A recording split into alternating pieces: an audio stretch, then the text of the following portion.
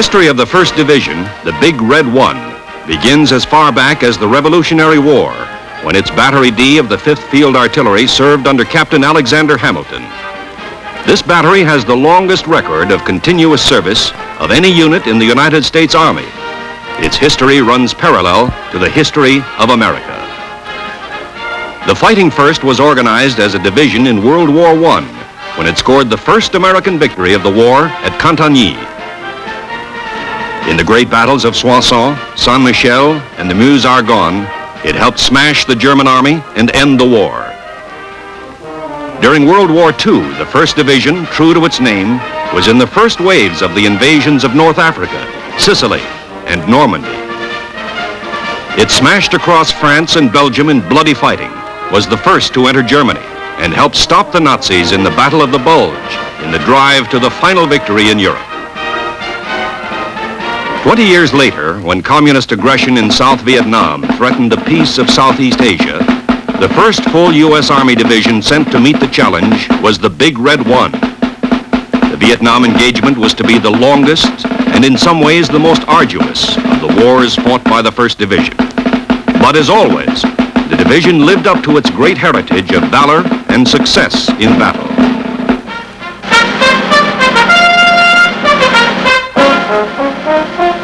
The arrival of the first Big Red One troops in Vietnam in July 1965 was very quiet and efficient.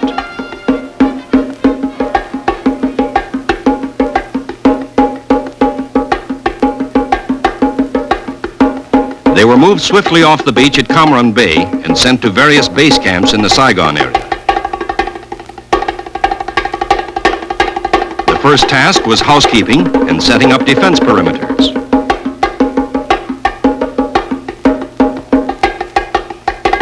Then patrols, not only to clear the area around the base camps, but also to harden the men to the difficult climate and terrain. In all the varied combat history of the 1st Division, it had never fought in the soggy, humid climate of the tropics, or in the tall grass or thickets of the jungle, or in its rivers and swamps. The foot soldiers were inducted into airmobile patrols. There was contact with the enemy, so that they learned something about his guerrilla tactics. But there was no big action until November. By that time, over 14,000 1st Division men were in Vietnam. Their area of operations was to be a vast portion of central South Vietnam, from the Cambodian border to the South China Sea. Division headquarters was set up 20 miles north of Saigon at Ye An, under Major General Jonathan O. Seaman, first of the 5 commanding generals the Big Red One was to have in Vietnam. The first of the dozens of major battles the division would fight in Vietnam took place at the tiny village of Ap Bao Bang, north of Lai Khe on Highway 13. On a sweep along Highway 13, several units of the 1st were hit by a reinforced Vietcong regiment. 3 enemy frontal assaults were thrown back by intense small arms fire plus automatic weapons. The 4th and heaviest Vietcong assault was stopped by 105s, firing at close range. As the weakened enemy fell back, the Air Force was called in to pound their escape routes. In its first engagement in jungle warfare, the men of the Big Red One fought like veterans. There were casualties, but the Viet Cong left 198 dead on the battlefield. It was more than just a victory for the tired infantrymen. It was proof they could defeat a hard-fighting enemy on his own terrain. A few days later, on November 20th, another road convoy turned the tables on a would-be Viet Cong ambush near Trung Loy. The convoy immediately set up a defense perimeter and returned fire. When a gunship drove the enemy from cover, heavy ground fire, especially by the mortar platoon, smashed the trap. The victory at Trung Loy was followed early in December by the biggest and most successful battle of the year. This was Ap Nha Ma, northwest of 3rd Brigade headquarters at Lai Khe. A task force was searching the countryside, eliminating Viet Cong bases, blowing up bunkers and underground factories. When they ran head-on into a fortified base camp defended by 4 battalions of the enemy. A violent firefight broke out immediately. A radio call for fire support brought in deadly concentrations of howitzer fire and repeated tactical airstrikes. After 2 hours of fierce fighting, an infantry assault finally routed the enemy. The Big Red One had its losses, but medevac ambulance helicopters saved many lives by flying in to remove the wounded even as the fighting went on. Patrols grew larger and longer as the division increased its pressure on the elusive enemy. Even so, there was time for mercy missions to the South Vietnamese. Civic action, medical supplies, skilled help, and friendliness to villagers and their children. The beginning of 1966 saw an upsurge of activity by the battle-hardened 1st Division, with armor playing an increasing role in campaigns like Operation Crimp and Rolling Stone, and fierce engagements like those at Tan Binh and Lo Kay, where 1st Division soldiers proved at devastating cost to the enemy that they were masters of the jungle ambush. It was at Lo Kay that the division won its first Medal of Honor in Vietnam in the person of 1st Lieutenant Robert J. Hibbs, whose 15-man patrol chopped up 2 Vietcong companies. Lieutenant Hibbs was killed when he attacked an enemy machine gun to cover the rescue of one of his wounded soldiers. Under a new commanding general, Major General William E. Depew, who took command in March, the Big Red One lashed out at the enemy in ground drives and air assaults by helicopter. The campaigns were continuous as task forces struck hard throughout the spring, summer, and fall of 1966 in the humid jungle, on dusty roads,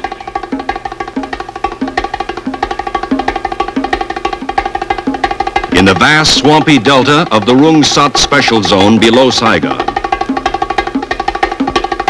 Battle followed battle as sudden, swift probes took the Viet Cong by surprise. Search and clear teams swept through his sanctuaries and hiding places. Armored road marches baited the enemy into would-be ambush traps, then turned the tables with devastating effect. Vast quantities of supplies and weapons were captured as dozens of VC base camps were overrun. The toll of enemy dead and wounded rose. Operation Attleboro alone accounted for over 1,000 North Vietnamese and VC killed. Communist plans for taking the offensive were completely disrupted. By the end of 1966, the men of the Big Red One were experts in the revolutionary new tactics of air-mobile operations, which rushed troops to the battlefield with unprecedented speed and mobility. Division cannoneers set new records for the speed, volume, and accuracy of supporting fires.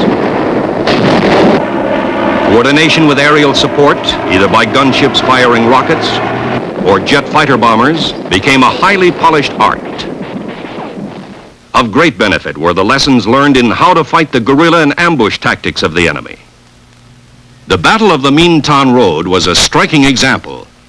After very careful planning, a powerful armored column from the 1st Brigade was sent on a road reconnaissance in order to lure the 272nd Regiment of the crack Viet Cong 9th Division into battle. As expected, the Viet Cong tried to ambush the column. 3 battalions attacked abreast along the entire 1,200-meter length of the convoy. The heavily armed column, ready and waiting, blazed back with everything it had, and it had plenty. While the army held its blocking positions on the road, helicopter-borne infantry was flown in to attack the Viet Cong flanks. Tremendous artillery fire poured in on the numerically superior enemy. Forward air control personnel called in strike after strike, 96 sorties in all. This sustained rain of fire was too much for the Viet Cong. They broke and ran with heavy losses. The Battle of the Minh Thanh Road was a superb example of the combined use of armor and infantry to destroy an enemy ambush. Armor serving as a fixing force to hold the enemy in battle, while infantry battalions maneuvered to hit his rear and flanks. The continuous campaigning of 1966 had familiarized the 1st Division with most of its vast area of operations, kept its lines of communication open, and disrupted enemy efforts to take the initiative. Now, the division was to strike directly into Viet Cong sanctuaries. The target was the Iron Triangle, the vast jungle area which was the enemy's foremost operational base for attacks on Saigon. In January 1967, Operation Cedar Falls was launched. 5 infantry battalions, plus 2 more from the 173rd Airborne Brigade, were airlifted to blocking positions to encircle the objective. Armor closed in to seal off escape routes. The main attack force struck deep inside the enemy-held jungle, so thick in places the Hueys couldn't land, and the men had to descend via rope ladder. They pushed through heavy jungle, thickets and vines, waded through streams, searching for the enemy in village hideouts and underground bunkers. There was resistance as the Vietcong sought to hold up the advance, but they invariably got the worst of it. 30 artillery batteries laid in devastating fires. Engineer bulldozers moved in to level broad stretches of jungle to deny the VC a future hiding place. One of the most significant results of Cedar Falls was the large number of Vietcong, 576, who surrendered under the Chu Hoi, or Open Arms Program, which encouraged enemy soldiers to join the government side. With the Iron Triangle made untenable for a while, the Big Red One turned its attention to another Vietcong stronghold, War Zone C. It was suspected that insurgent headquarters was located north of the city of Tay Ninh. Led by a new commanding general, Major General John H. Hay, who assumed command early in February, the division undertook painstaking preparations for Operation Junction City. Junction City was larger than Cedar Falls and lasted much longer, from February through April. Units from all 3 brigades participated. They were reinforced by troops from other U.S. divisions and separate brigades, plus Rangers from ARVN, the Army of the Republic of South Vietnam. Altogether, 30,000 Allied troops went in to clear out War Zone C. Despite this large force, there were many engagements in which units of the 1st Division were outnumbered. Aggressive patrols lured the enemy into attacking. When contact was established, help was called in. Additional troops rushed in by air, moving with stunning speed to reinforce the embattled defenders. Supporting fires from the ground and from the air blasted the attackers. Helicopters again proved their versatility in many ways, as air artillery, as troop carriers deploying large forces at distances and speeds that constantly took the enemy by surprise, as aerial ambulances rushing the wounded from battlefield to hospital, sometimes in minutes, as supply ships delivering vital cargo right into the hands of soldiers on the battlefield, artillery and ammo, so that the Vietcong, no matter how far away, was never safe from the destructive fire of the big guns. The result of Operation Junction City was the heaviest loss yet sustained by the enemy. Over 1,800 dead, and the veteran 9th Vietcong Division completely shattered. The Big Red One, hardly pausing, pressed on with more campaigns through the rest of the spring and summer. In Operations Manhattan and Billings, task forces probed into enemy strongholds in the Michelin Trapezoid area and War Zone D. Meanwhile, a different kind of campaign, continuous since its inception in 1966, was operating throughout the entire 1st Division area. This was the Revolutionary Development Program, carried out jointly by Americans and Vietnamese to win the confidence and goodwill of the Vietnamese people, especially in villages suspected of harboring Viet Cong. The procedure was for a task force to move in unexpectedly and seal off the village. Soldiers swiftly established security by checking for mines and booby traps. Psychological warfare specialists with signs and posters explained their mission. The village was thoroughly searched for evidence of Viet Cong activity and suspects taken into custody. Then supplies were brought in, and the villagers were fed and clothed. MedCap, medical missions, were a vital part of the pacification program, bringing badly needed treatment for a variety of ailments. While the Big Red One carried out its missions of peace and war, it also conducted an immense training program. Many of its veteran soldiers and battle leaders had gone home through the Army's yearly rotation program. Yet, thanks chiefly to mobile training teams of combat experienced personnel, the 20,000 men of the division were at a peak of professionalism when the first began Operation Shenandoah II, one of its fiercest campaigns, and to many veterans, the most outstanding in the division's 5 years in Vietnam. Shenandoah II was a series of violent battles at far-flung points on both sides of Highway 13, from Lai Khe north to the area around Loc Ninh, near the Cambodian border. From September into November, the fighting raged through jungles, across rubber plantations, through wooded areas, tall grass, and streams. It was often toe-to-toe slugging with the enemy. Night fighting was common, as North Vietnamese and Vietcong troops attempted futile assaults on the American NDP's night defensive positions. The Big Red One had the advantage of highly mobile armored support and heavy firepower always on call, and fought alongside the South Vietnamese Army units. The result was inevitable, a smashing series of victories that destroyed numerous enemy bases and fortifications and left over 1,000 of his troops dead. The rest retreated to their sanctuaries again, leaving Highway 13 secure. Of the 8 major battles that made the Shenandoah campaign so memorable, one of the most remarkable was the battle for the airstrip at the town of Loc Ninh. ARVN and Special Forces soldiers came in by air assault to drive out the Vietcong, who held a small sector of the town. They routed the enemy from bunkers and houses in fierce attacks. The insurgents counterattacked time and again, but were thrown back each time. The fighting raged for days as both sides brought in more forces. The high point, however, was at the airstrip, where 1st Division Artillery had set up a fire base. The Vietcong attacked across the airstrip in 3 waves, but were stopped by howitzers, firing at point-blank range. There were many heroes in Operation Shenandoah II. It was a fitting tribute that it was the President of the United States who presented the awards for valor in battle. It was a well-earned respite for the Big Red One when Bob Hope and his USO troop arrived to entertain the division at Christmas. The Vietcong Tet Offensive that opened 1968 did not take the Big Red One by surprise, since some kind of all-out enemy drive was expected. When the attack struck Saigon and the U.S. Embassy was assaulted, troops were rushed to the city. There was hard fighting. South Vietnamese soldiers did their share.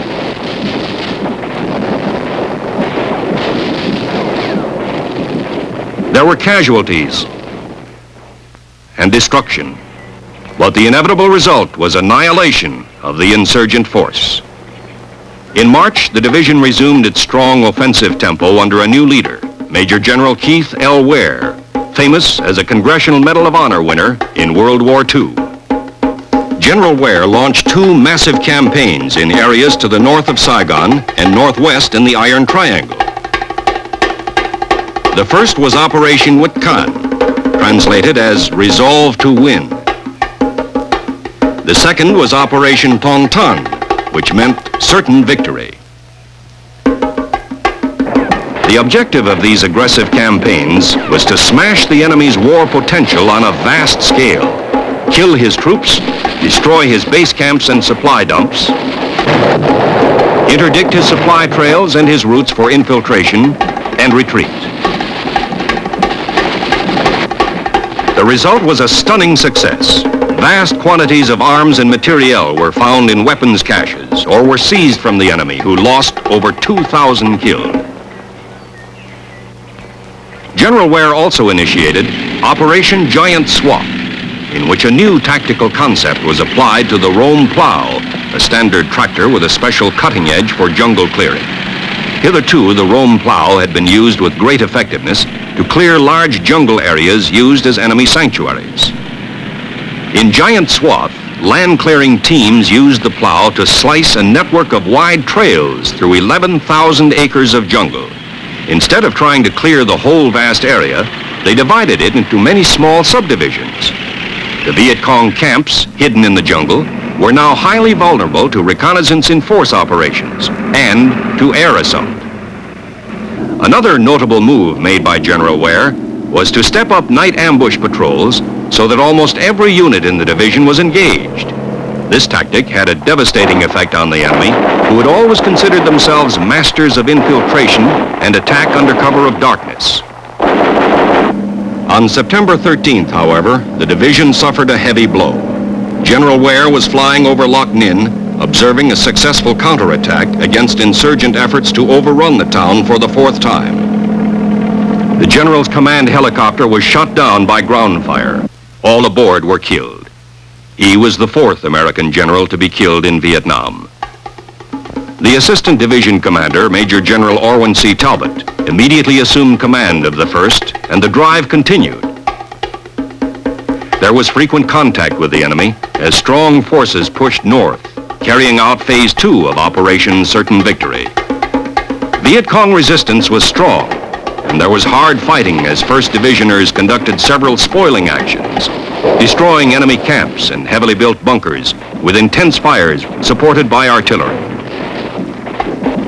Among the highlights of the drive were several engagements with troops of the 1st North Vietnamese Army Division.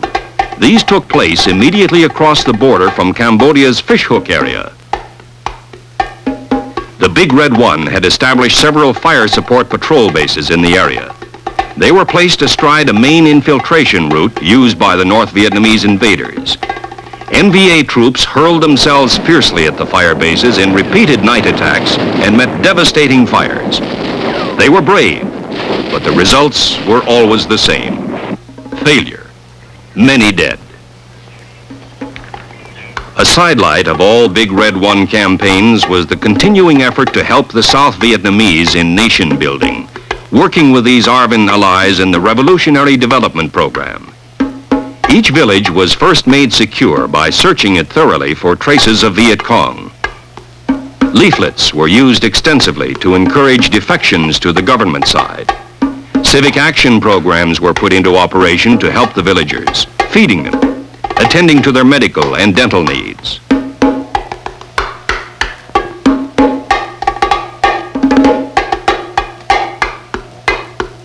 Animals as well as humans were carefully ministered to with the hope that the South Vietnamese could help themselves to attain economic self-sufficiency and to strengthen grassroots government. In 1969, the division continued its tremendous sweeps to keep the enemy off balance. Sometimes it struck from the skies in air-mobile assaults. Sometimes on the ground in a fluid shift of tactics. Armor played a powerful supporting role in these drives to cripple the communist winter-spring offensive. Powerful reconnaissance in force operations struck again and again into the Iron Triangle, the Michelin Trapezoid, War Zone C, and War Zone D. Battles by night alternated with fighting by day as Viet Cong and North Vietnamese soldiers resisted desperately. Highly trained scout dogs sniffed out the enemy while spotter planes sought him from the air. Enemy dead littered the battlefields. Captured weapons, like this communist-made AK-47 rifle, were plentiful. It wasn't easy. The terrain was often rugged, and so was the fighting. There were casualties, but medevac was always there to take out the wounded. Sometimes the enemy attacked recklessly, and sometimes he holed up. Then he had to be blown out, or foot soldiers had to go in after them. These volunteers were known as tunnel rats, and no fighting men were more admired for their courage and nerve. Sometimes enemy contact was light, and there was more monotony than action. It was a welcome relief between patrols and sweeps to see the pretty face of a USO entertainer, even if she did bring along a boyfriend. For some Big Red One soldiers, there was a complete change of pace. They became amphibious. In June of '69, the division began to use small fiberglass boats to patrol the river approaches to Saigon. Working in conjunction with Navy patrol craft and shore-based infantry patrols, these ski boats drastically cut down Viet Cong infiltration by water. Elsewhere, the great fighting machine of the 1st Division continued its relentless pursuit of the enemy under its 5th and last commanding general in Vietnam. He was Major General A.E. Malloy. Deploying its vast power with professional precision, going into battle with the high morale traditional with the Big Red One. Its fighting men struck smashing blows against Vietcong forces concentrating north of Saigon for an autumn offensive. For the defeated enemy, it was one more bitter lesson in the futility of challenging the 1st Division's enormous battle power and its irresistible will to win. The war in Vietnam was winding down for the Big Red One.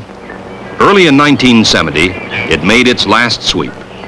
Orders had come in to stand down, to prepare for redeployment. Men and vehicles were withdrawn from the field. Much of its equipment and facilities were turned over to ARVN forces. The U.S. Army's program of Vietnamization, under which the South Vietnamese Army increasingly shouldered the burden of combat operations, was proving a success. Large contingents of American troops had already gone home. Now, it was the turn of the Big Red One. Early in April, the division left the last of its bases and returned to Fort Riley, Kansas, almost 5 years after it had gone to Vietnam. April 15, 1970 was another milestone in the long, proud history of the 1st Division. In a colorful, heart-stirring ceremony, watched by many thousands, families, relatives, friends, and dignitaries, including the Secretary of Defense, Melvin R. Laird, the 1st Infantry Division was renamed the 1st Infantry Division, mechanized. It had a new commanding general, Major General Robert R. Linville, and it had new troops. Its ranks were filled with the men from another famous fighting outfit, the 24th Infantry Division, which was deactivated. Under its new designation of mechanized, the 1st Division was augmented with additional armor, reflecting the vast increase in firepower and mobility of the modern U.S. Army Infantry Division. The 1st had a new mission, too, to support our commitment to NATO in defense of the free world. New faces, new strength, a new mission, but all of it steeped in a time-honored, hallowed tradition of service to country. And now, after almost 2 centuries of valorous battle deeds, the 1st Division looks ahead, confident that it will carry out its future tasks in the spirit of its motto: no mission too difficult, no sacrifice too great. Duty first.